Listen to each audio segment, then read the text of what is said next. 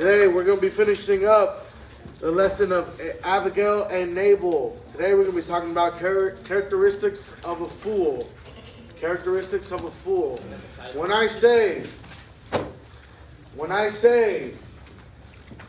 fool or foolishness, what comes to mind? I want you to write that down. When the word fool is presented, what comes to mind? I'll give you 2 seconds to write those down, your answers, and then we're going to talk about it.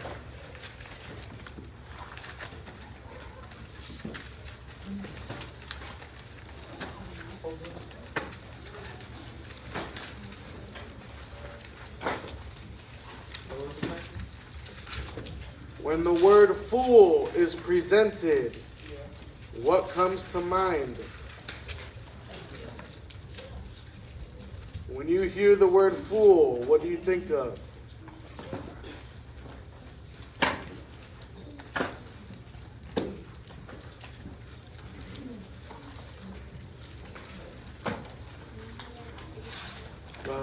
Wait. Write it down.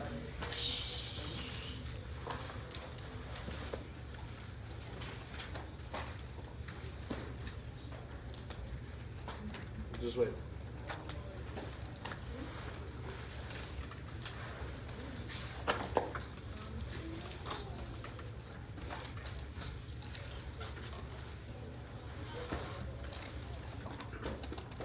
All right, y'all ready?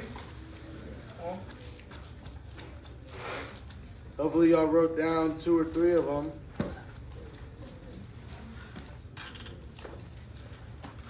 All right, go ahead, raise your hands. When you hear the word fool, what do you think of? Yes? Crazy people. Okay, can't control their emotions or their actions. Okay. Yes? Stupidity. Okay, yes? When someone knows that the right way is right there and knows about it, but still chooses the wrong way. When someone actively chooses the wrong situation or decision, kind of like what's going on right now. Yes? Someone that's like selfish and irresponsible. Selfish and irresponsible. I like that. Yes. Someone who makes a bad decision. Yes. Anything else? Yes. Dumb. Okay. Yes. You. Yes. Incompetent. Ooh. Okay, good. These are all several adjectives and descriptions of what a fool might do or what a fool might exemplify. I want y'all to be careful. There are several things that a person might do that may be foolish and that may show that they themselves are a fool. However, don't be quick to judge them. Everyone does something for a specific reason, whether it's a selfish reason or whether it's a humble reason. Don't be quick to judge. If you find out that that person is being selfish, that person is being foolish, it's all right to use discretion and say, you know what? If that's what you want to do, that's okay, right? You do you. I'm going to go this way, right? However, don't look at them differently. Don't belittle them. Sometimes, and I really like this, if I'm being honest with you, my wife asked me, y'all have heard this story before. My wife asked me, why are you friends with so-and-so? Or why do you hang out with so-and-so? And I told her, I said, genuinely, the reason I like hanging out with different people is because they have a different perspective than I do. Now, does that mean that they are foolish? No. Does that mean that they're dumb? No, not at all. Now, some of their decisions might be foolish and some of their decisions might not be correct. But for me to automatically judge them or automatically say, oh, I can't trust them or I can't value their opinion, that's a little foolish within that concept and that idea. That's a little foolish. So don't be quick to automatically judge someone, but you are allowed to say, you know what? I don't really like that. I don't really agree with that. I'm going to separate myself just to be safe. That's called discretion. That's called wisdom. Yes? All right, what's another word? Arrogance, 100%. If you, yes, that's very good. That's very good. If you think you know everything and you think you know what's best, well, your best may not be the best, right? Someone else might be able to provide a different perspective or might be able to provide a different mentality that it may be wise for you to pay attention to or listen to. Today we're going to be talking about several different characteristics that a fool exemplifies. Then we're going to talk about how we cannot be a fool and how we can make sure we don't do that. Number one, I want you to write this down. This one's found in Psalms chapter 14. So if you have your Bibles, you can open up to Psalms chapter 14, verse number 1. Psalms 14, verse 1. I'll give you a little bit to go ahead and find it. Hey.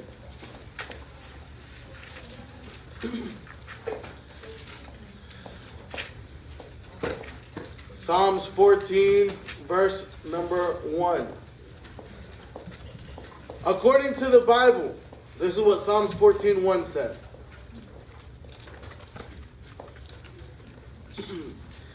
The fool hath said in his heart, there is no God. They are corrupt. They have done abominable works. There is none that doeth good. Number one.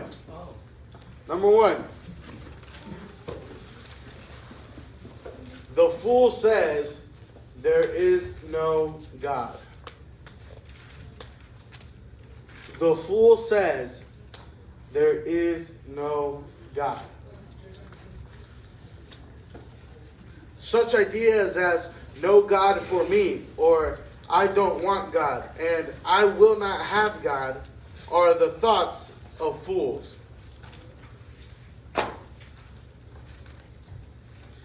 There have been many stories and or tellings of how people came to church or people went to a religious place, a Christian place, to specifically prove that there is no God. They came in saying, look, God isn't real, God didn't do that, God didn't do this, you don't know what you're talking about, all this and that. And then with that mentality, started going to church. And while they were at church, they actually got saved. And they actually got flipped. And they got won over. And then now either became missionaries, became pastors, became people that said, you know what? God is real. And God definitely exists and created us, works in our lives. To think that there is no God, bless you, is foolish. If you sit down and seriously look around and say, oh, wait, things happen for a reason. The world wants you to believe that we were created by some big explosion in the universe. It's called the Big Bang Theory. That we evolved from some slime to an animal, and then from that animal, we turned into us after millions and millions of years. It's called evolution. For those two theories completely go against the Bible and God.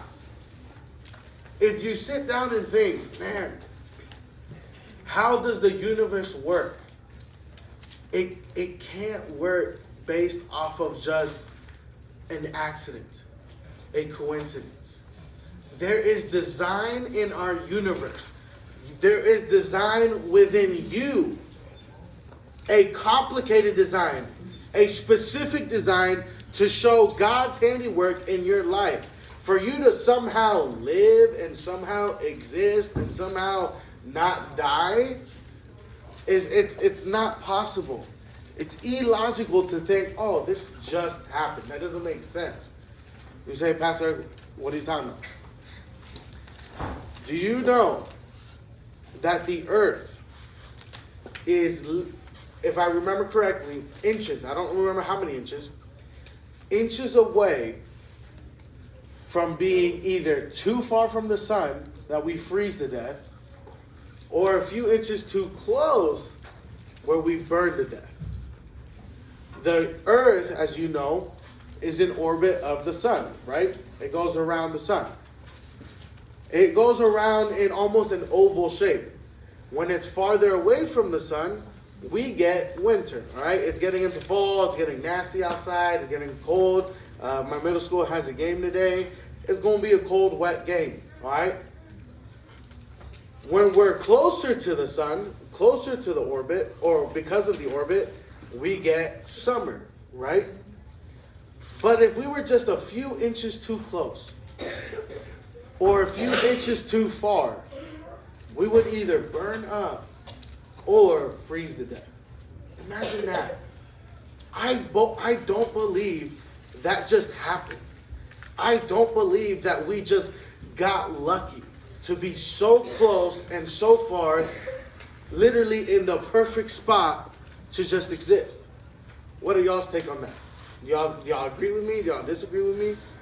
Do y'all say, I don't really care, I don't really know? Well, what are y'all thinking? Go ahead, y'all can answer. Yes. I agree with you because in the Big Bang Theory it makes no sense because it said that something exploded in the atmosphere that created our Earth, but how would that thing get there? Something can't just exist without a creator. 100%. Where was it? I agree with you. He said in Big Bang Theory, how did that thing get there to start it all off? My question, where was it? Was it in space? Well, who created space? Well, there's a lot of holes within that theory, yes. Also, I agree because also in the Big Bang Theory says that it said something exploded and we all evolved, right? There are millions of stars exploding right now, and I don't see any other human race. That's a great point, 100%. A star in our universe is literally gas exploding. If that theory was true, where are all the other planets? Where are all the other life forms, right? Scientists have sent up rockets and sent up drones to go examine different planets. They haven't found life yet. Where is it? Right? That technically, by their standards, the Big Bang Theory is still going on. Right? Gases are exploding. So where is all the other life? If it happened once, surely it happened again, right? Yes. Go ahead. Yes.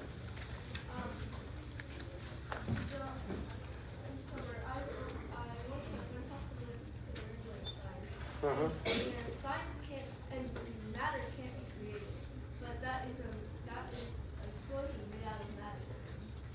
I mean, that. Yeah, there was matter created from an explosion. Something that doesn't make sense. I agree with you, right? Something has to be there to explode. I agree. So where did it come from? That's a good point. Yes. Big in theory? Yeah.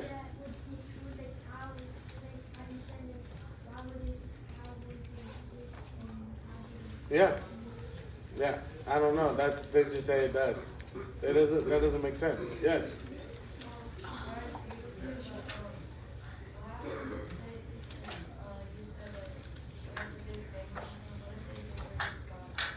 Perfect. Great. I love that question. The question was, for those of you that weren't able to hear, people say, the question is, where does the Big Bang Theory come from? People come up with that question and say, okay, if the Big Bang Theory is fake and there's no proof, then how is there proof in God, or where did God come from, right? That's your question? In the Bible, it tells us that God was just there. God is just creating.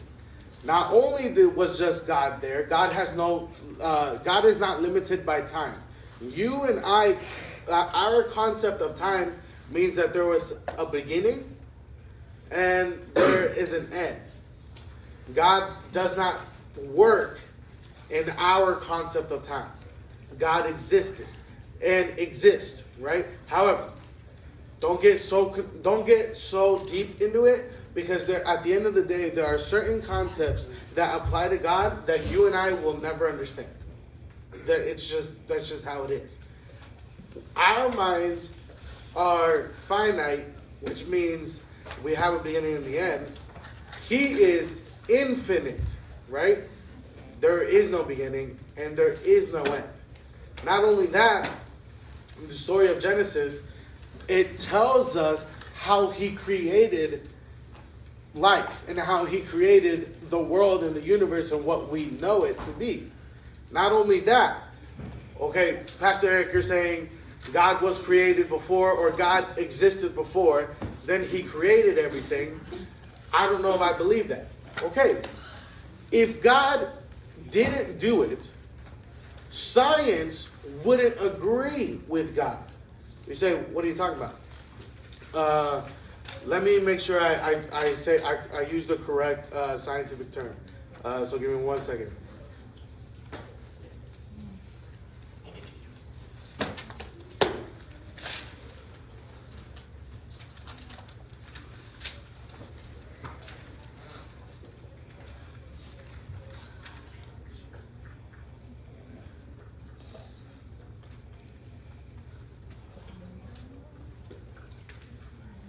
Photosynthesis in the Bible. Okay, I'm going to use this example, and then we're going to move on to the second qualification of fools.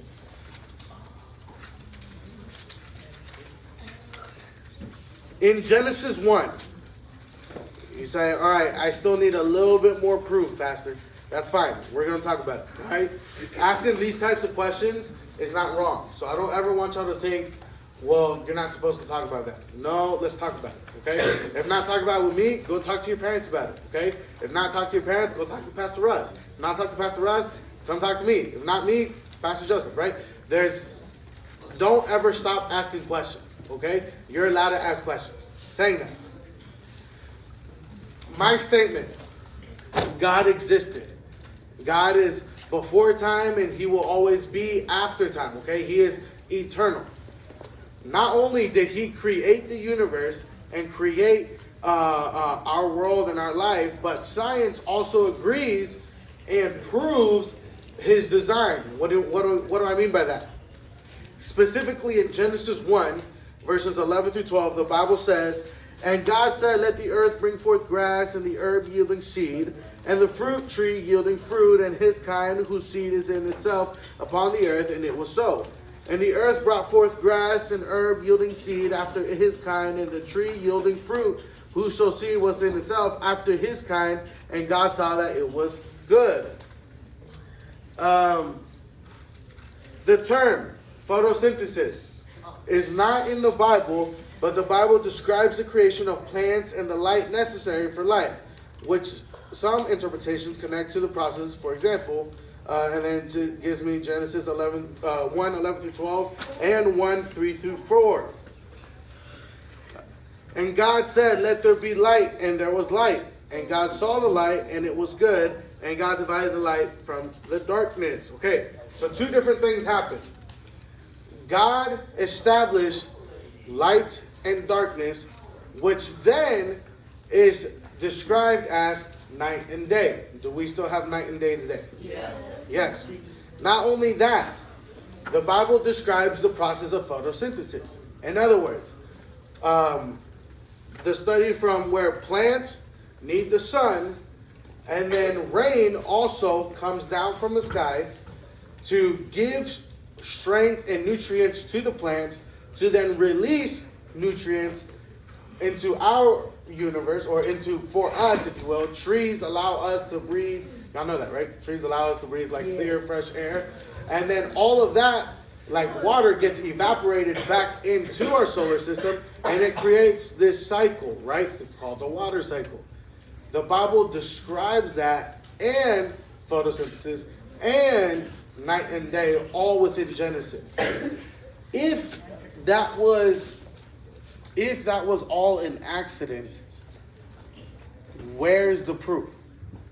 Something should say, hey, we know this from history that this happened, and this happened. We don't have that. The theory of evolution and the theory of the Big Bang Theory is from the last 100 years, several hundred years. The story from Genesis and the accounts of the Bible are much, much older than that, dating back to old Egypt times when, hey, guess what? We lived in Egypt. Not we, but Israelites lived in Egypt, and they have proof of the existence from back then. You get what I'm saying? And so you have more questions we can talk about later as far as this specific topic. So I'll answer one more question and then we'll move on. Yes.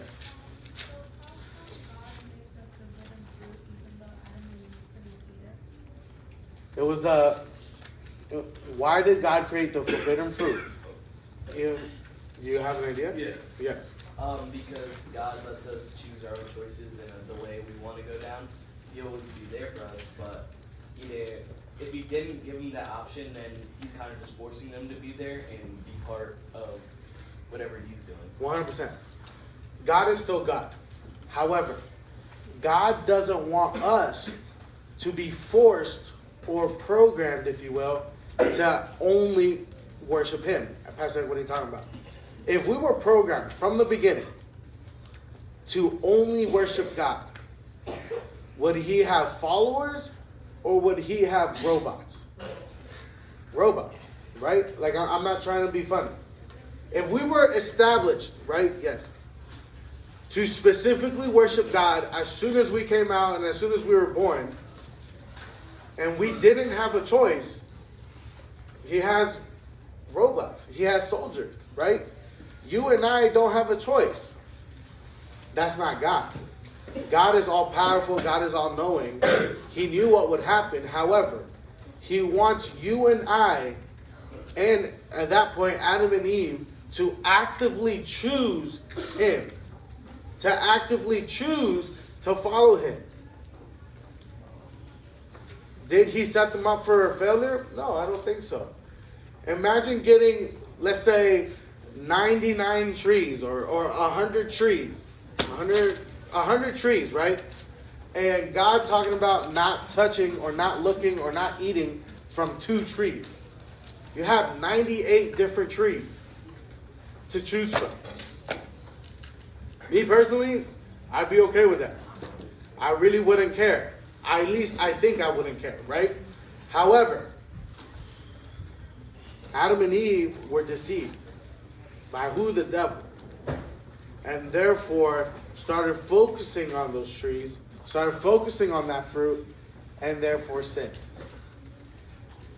They had a choice at the end of the day, and they decided to choose the wrong one. But why did God create it? One, he was giving them an opportunity to make the right decision. Sadly, and obey. Sadly, they didn't. Yes. So was it like I know what's gonna happen, but just like proving wrong? Not necessarily. Genuinely, in my opinion, I believe he did allow it to happen so that he could save all of us. Like, Adam and Eve were perfect. They were made in the image of God. You and I are not perfect. And so, I believe also God decided to allow them to fail.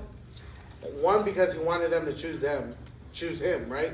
But also, two, it allowed him to save the rest of us if we accept him. So I don't think it was I'm gonna just watch you fail or prove me right or prove me wrong. I don't think so. It was just man being man. And we were deceived. They were deceived by the devil. We're going to move on because we don't have that much time left anymore. Number 2. If we don't finish today, we'll finish tomorrow. Number 2. This one is found in Proverbs chapter 1.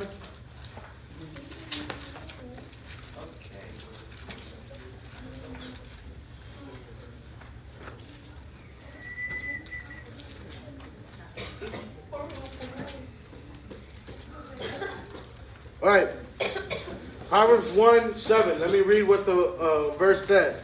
In Proverbs chapter 1, the verse says, "The fear of the Lord is the beginning of knowledge, but fools despise wisdom and instruction.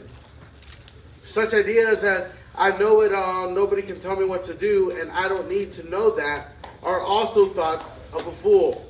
Number 2, write this down. Fools think they know it all. Fools think they know it all. That's number 2. Fools think they know it all. The fear of the Lord is the beginning of knowledge, but fools despise wisdom and instruction. Do you despise wisdom and instruction? Excuse me? No. Think about your life. If I were to ask your friend, or maybe if I were to ask your parents, I already know the answer because I have you in my class. But if I were to ask about so-and-so, would they say, no, they care about wisdom and instruction? Or would they say, nah, they despise wisdom and instruction? And according to the Bible, if you despise wisdom and instruction, guess what you are? A fool. So think about that. Do we as Christians, do we as humans tend to listen to instruction or despise it? That's the question. You have an answer. How is it that some of you need instruction over and over and over and over and over again? Would that mean you're rejecting instruction? Despising it? Does that make you a fool? What do we think? Yes, sir. If it's like a mistake and it doesn't, but if you did it on purpose and you thought about it, but then you did it, and you still chose the wrong thing, then you are a fool. I like what he said. If it was a mistake, like you just, maybe you weren't thinking, you didn't have an idea, it was a mistake, you're not really foolish. However, if you know the consequences, you know the decision, you know which path is the right one, but actively choose the wrong path, he says you are foolish. How many of you would agree with that? Yeah? What about you? Some people might think it's cool to disobey. Oh. Some people might think it's cool to disobey. How many of you think it's cool to disobey? You don't raise your hand, however, how many times do I have to say, hey, stop talking? Hey, this is your last warning. Students, it's too loud. Students, quiet down. Hey, stop messing with your friend. Hey, stop talking to your friend. How many times do your teachers have to say that? You know the rules, you know what you're supposed to be doing, but are you making those decisions?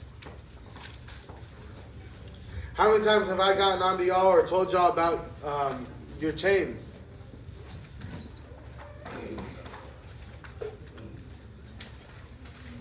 Something to think about. How many of you want to be foolish? I go up to your friends and I say, hey, what do you think about so-and-so? And they say, oh, he's foolish. No one, right? No one wants to do that. Yet we make decisions that actively are foolish. I like what he said. A mistake is a mistake. And we said at the beginning of class, you shouldn't be judging people immediately, right? But eventually, you keep making that mistake, you keep making that decision. At that point, it's not just a mistake. You're being foolish. Let's move on. This more likely will be the last one, but we'll see. Proverbs 3:35. Proverbs 3:35.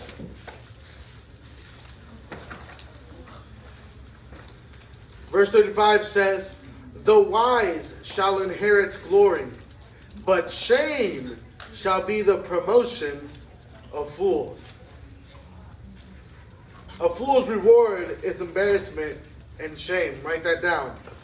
A fool's reward is embarrassment and shame. A fool's reward is embarrassment and shame. Does that mean every time you're embarrassed, you're being a fool? No, that's not the case. No. However, if the decisions you make are actively and consistently bringing shame to you, shame to your family, shame to God, how many of you would say, oh, that's a wise person? No. A person's being foolish. Are your decisions, the ones you're making, all right, are your decisions bringing shame or glory to God?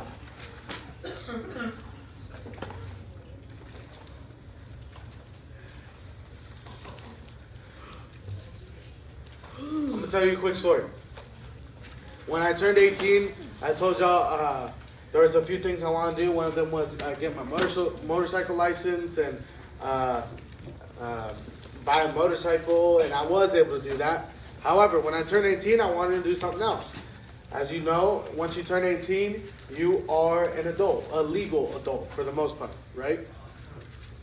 After that, 21, you become even more legal. I don't even know how that happens. And then 25, finally, once you turn 25, the world sees you as a mature, like, full-grown adult once you're 25. Once I turned 18, there was something I wanted to do. I'm not necessarily going to tell you what I wanted to do, but there was something I wanted to do. I turned 18.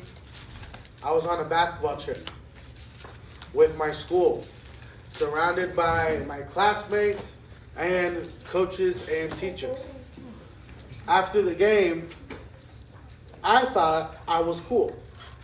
So we stopped at a gas station, but we were rather close to home, so we weren't stopping to go use the restroom. We weren't stopping to go buy food or anything like that. We were just stopping so that we could refuel on gas and get on the road and go. We were told not to exit the bus. I got off the bus. I ignored several teachers. Not only did I get off the bus, I also convinced some of my friends to get off the bus. Went to the gas station and did something stupid. I ain't gonna lie. Got back on the bus. Everyone found out. Got home. They didn't do anything right then and there because it was a late night. We all had school the next day. It was around second or third period of the day. Next day, my coach comes and gets me. Hey, let me talk to you. I was like, oh my goodness. I got up, got out, went and followed my coach, took me to his office, sat me down and talked with me. He said, we had a rather long conversation. He asked me, he said, Eric, what is your goal in life? What is your purpose? At this point, it became known that I wanted to be a pastor, and I felt like God was calling me to be a pastor. And so I said, oh, I'm going to be a pastor, that I'm going to be a teacher. And he asked me, how do you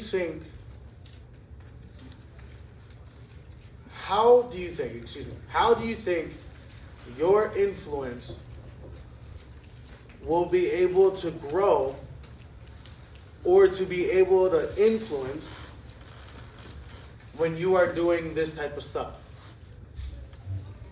And I kind of looked at him and I was like, I don't think people are going to judge me for what I did. It was something dumb, nothing crazy, okay? I'm not going to say it. And I said, you know what, Coach? I really don't think people are going to judge me like that. I agree I messed up. It was a mistake. But I really don't think they're going to just judge me like that and call me foolish. He said, okay, sure, maybe. However,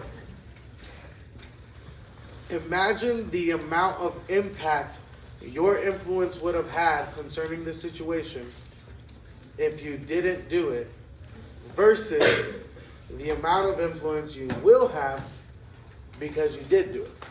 He said, you're not perfect, I get that, and you messed up.